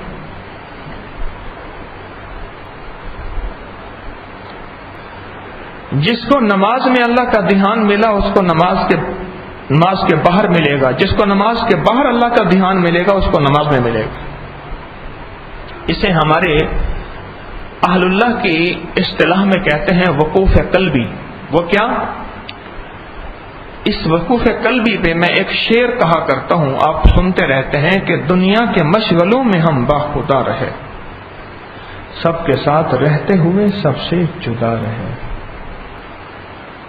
جس کی نظر ہر وقت اللہ کی ذات عالی کی طرف اٹھی رہے گی، ہر وقت اللہ کے پر، ہر وقت اللہ پر، دنیا کے کاموں میں بہت توجہ سے کام کر رہا، اور اس کی نظر ہر وقت اللہ پہ ہوگی. اب آپ کہیں گے یہ کیسے؟ بچہ سخت بیمار، ڈیوٹی سخت، افسر بھی بڑا سخت ہے، گیا تو ڈسمس ہو جائے گا، اور بچہ سخت بیمار ہے، ساری ڈیوٹیاں کرتے ہوئے دل کہاں اٹکا رہتا ہے؟ مثال سمجھ آئی یا نہیں آئی؟ بعض لوگوں کو جھوٹا عشق آتا ہے، کھا جاتا ہے، ان کا دل ہر وقت اسی عشق میں اٹکا رہتا ہے. خود مجھے لکھتے ہیں، بتاتے ہیں نماز میں بھی وہی خیال، ہر وقت وہی خیال. یہ وقوف قلبی ہے. اس کو بچے کا وقوف قلبی، اس کو عشق کا وقوف قلبی. اچھا، کیوں فرمایا حدیث کے اندر جب پیشاب زور سے آ رہا ہو اور جب بھوک زیادہ ہو تو نماز نہ پڑھو، پہلے یہ ضرورت پوری کر لو. ان تو کون بھی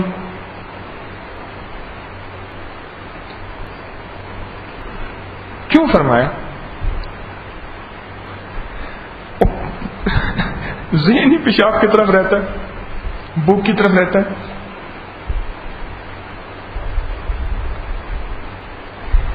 یہ وقوف قلبی ہے، اس کو بھوک کا وقوف قلبی، اس کی کھانے کی طرف دل ہے. کیوں فرمایا؟ بعض فقہاء نے لکھا ہے کہ نالین تحت العین، جوتی آنکھوں کے سامنے، اپنی جوتی کو حفاظت سے رکھ لو، کہیں ایسا نہ ہو نماز میں بھی جوتی کا خیال ہو کہ جوتی میرا چور جو ہے وہ کوئی جوتی چرا کے نہ لے جائے. اسے جوتی کا وقوف ہوگا. وقوف کہتے ہیں نا وقفہ، اس میں جیسے وقوف عرفہ، عرفات میں قیام کرنا. جو عرفات میں قیام کرے گا اس کا حج ہو جائے گا. حج کے 3 فرض ہیں. جو عرفات میں قیام کرے گا، 3 فرض کون سے؟ ایک احرام، ایک عرفات کا قیام، اور ایک طواف الزیارہ. یہ حج کے 3 فرض ہیں. تو وقوف کہتے ہیں قیام کرنے کا. اس کے دل میں جو خیال ہر وقت قیام پذیر ہوگا وہ وقوف قلبی ہے. قلب کہتے ہیں دل کو. اب سمجھ آئیے ان لفظوں کی؟ جس طرح بچہ بیمار تھا اور مجھے بڑا محبوب تھا اور میں مجبوراً گھر سے باہر گیا اور میں بچے کی نگہداشت میں ساتھ نہ دے سکا اور میرا دل وہاں اٹکا ہوا ہے، بظاہر میں کام کر رہا ہوں، اس میں یہ شعر ہے کہ دنیا کے مشغلوں میں ہم باخدا رہے۔ اب میری بات سمجھ آئی؟ سب کے ساتھ رہتے ہوئے سب سے جدا رہے۔ تو جس کو نماز سے باہر یہ تصور دھیان جس کا پکا ہو گیا، اس کی نماز میں یقین تصور پکا ہوگا۔ اب نماز کے ذریعے بھی یہ پکا ہوتا ہے تو نماز میں اپنے ہاتھوں اور نظروں کی حفاظت کرے، ہاتھوں اور نظروں کی۔ ایک صاحب نے لکھا کتاب میں کہ ہمارے ہاں ایک چیز عام ہو رہی ہے، کھرک فی الصلاۃ، نماز کے اندر خارش، کان چبو رہا ہے، کبھی یوں کر رہا ہے، کبھی یوں کر رہا ہے، کبھی رومال ٹھیک کر رہا ہے، ایسے رومال سے کر رہا، کبھی اپنے کرتا ٹھیک کر رہا۔ ایک ہے کوئی مجبوری کے عالم میں کوئی ہو گئی، ایک یہ ہے کہ اسی میں لگے رہنا۔ نماز میں دو چیزوں پہ محنت کرے گا، اس کی نماز کا دھیان حاصل ہو جائے گا۔ لکھ لی میری بات کو، ایک ہاتھوں پہ، ایک آنکھوں پہ، ایک ہاتھوں پہ، ایک آنکھوں پہ۔ آخری کوئی سوال کر لیں۔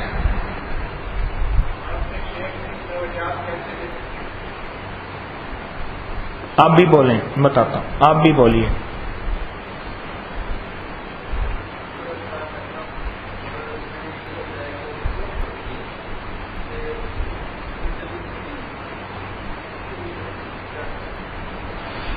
یہ فرما رہے ہیں کہ توجہ کیسے حاصل ہو۔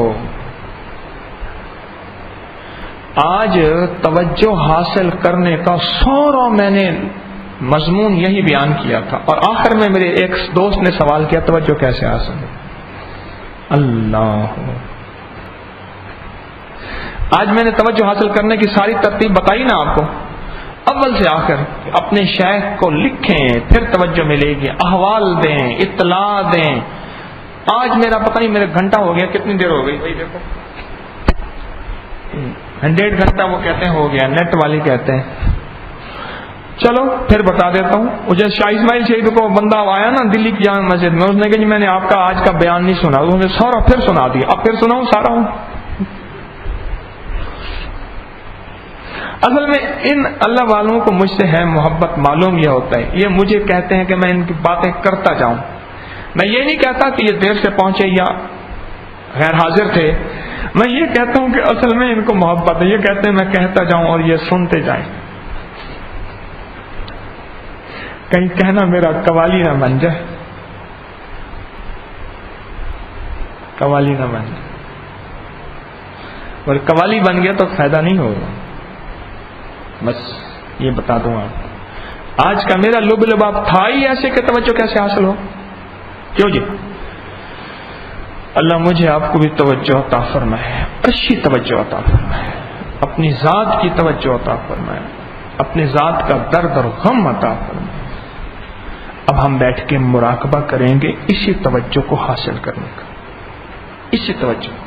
اب جو بیٹھ کے مراقبہ کریں گے نا، اسی توجہ کو حاصل کرنے کا مراقبہ کریں گے۔ لکھ کے اس کاغذ پہ رکھ دیا کرو، ہاں؟ آج یہ مراقبہ کریں گے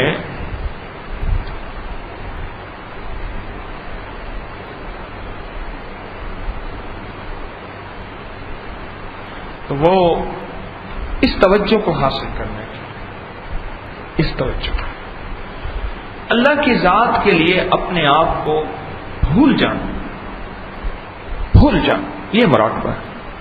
اللہ کے لیے اپنے آپ کو بھول جانا۔ اچھا پہلے ایسے ہوگا کہ پتہ چلے گا کہ بس میں ایسے ہی کر رہا ہوں، لیکن جب کرتے کرتے ایک وقت ایسا آئے گا، اور وقت ایسا آتا ہے پھر کہتا نہیں یہ ایسا نہیں ہے، یہ حقیقت ہے۔ ہمارے ابکری میں مراقبے جو ہم کرتے ہیں نا احباب، ان کی کیفیات چھپتی ہیں۔ مجھے بعض لوگ کہتے ہیں یہ چیز کیا ہے، میں نے کہا تو کر لے پھر کیا نہیں کہے گا، یہ کیا پھر تیرے اوپر بھی شروع ہو جائے گا۔ تو کر لے، یہ کیا تیرے ور بھی شروع ہو جائے گا. تو یہ مشق ہے، اس کی محنت ہے. روز کریں 5-10 منٹ روزانہ بیٹھ کے، پھر وقفہ بڑھتا جائے گا. پھر ایک وقت آئے گا کہ الٹی ہی چال چلتے ہیں، دیوانگان عشق آنکھوں کو بند کرتے ہیں دیدار کے لیے. پھر وقت نکالنے کی ضرورت نہیں پڑے گی، پھر خود بخود پھر ہر وقت مراقبے اور مشاہدے میں ہوگا. یاد رکھیے گا. پھر ایک وقت ایسا آتا ہے، سن لیں میری بات کو، بڑی بڑی گہری اور اونچی بات کہہ رہا ہوں. ایک وقت ایسا آتا ہے مراقبے کی زندگی اس سے ہٹ کے پھر یہ مستقل مشاہدے کی زندگی میں آ جاتا ہے. یہ کسی کو بات سمجھ کم آئے گی میری. پھر مستقل مشاہدے کی زندگی میں آؤ. اللہ پاک اس کو، اللہ اس سے اپنے پردے ہٹا دیتے ہیں. بس ختم.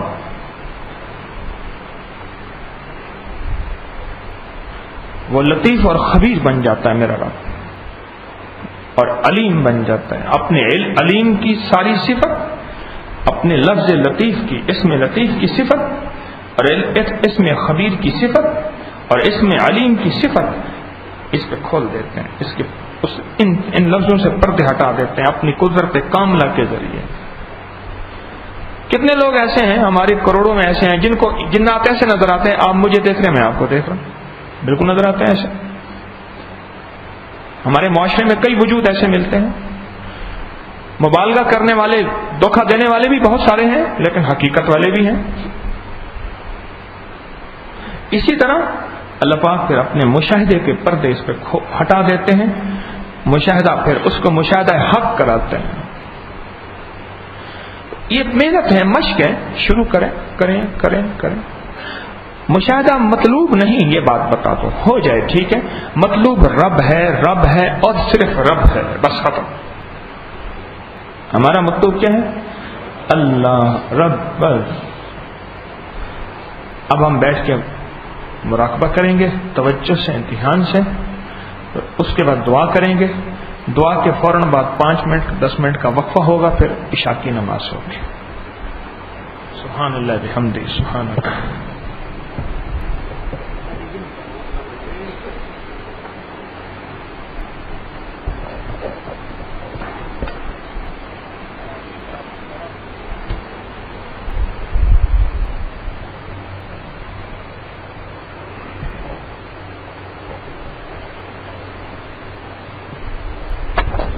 اور مراقبے کی ترکیب تھوڑی سی مختصر میں عرض کر دیتا ہوں.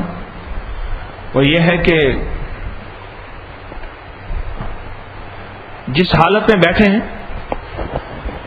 اس کی اصل حالت یہ ہے کہ جب مشق زیادہ ہو جائے تو پھر التحیات میں بیٹھ جائیں. نہ بیٹھیں تو جس حالت میں بیٹھے ہیں سہولت کی حالت ہو، تاکہ زیادہ دیر بیٹھنے سے پہلو نہ بدلنا پڑے.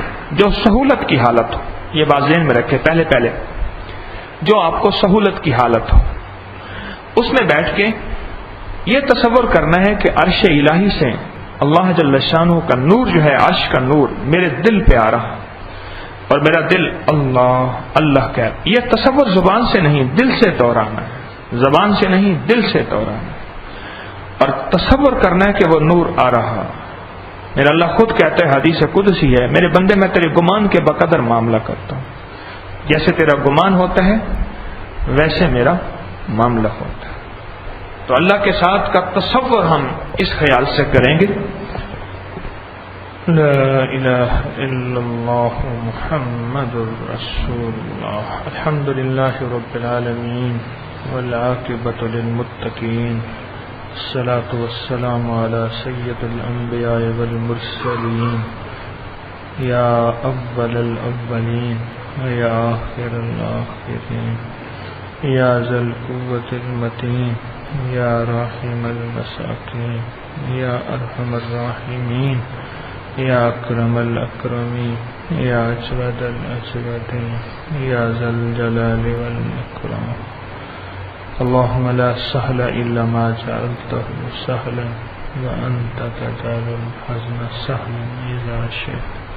لا الہ الا اللہ الحلیم الکریم، سبحان اللہ رب العرش العظیم.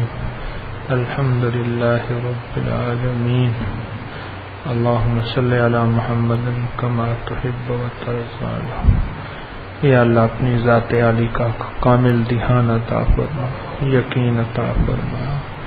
بس اپنی نظر میں رکھ ہمیں اللہ، ہماری حفاظت، کفایت، کفالت اور مدد فرما. برکت اور عافیت کے فیصلے فرما، برکت اور عافیت کے فیصلے، برکت اور عافیت کے فیصلے، رحم اور رحمت اور اپنی عطاؤں اور شفقتوں کے فیصلے. سب تیرے متلاشی ہیں، تیری ذات کا دھیان لے کے بیٹھے ہیں. دھیان ٹوٹا پھوٹا ہے، تو جانتا ہے 14ویں صدی کے مسلمان ہیں. اللہ ہر طرف فتنے ہی فتنے. ان فتنوں میں ایک روشن چراغ ہے تیرے نام کا. اللہ اس کو بجھنے نہ دینا، اس کی خود حفاظت کرنا، اور موت تک اللہ کلمے کے ذریعے سے اس کی حفاظت عطا فرما.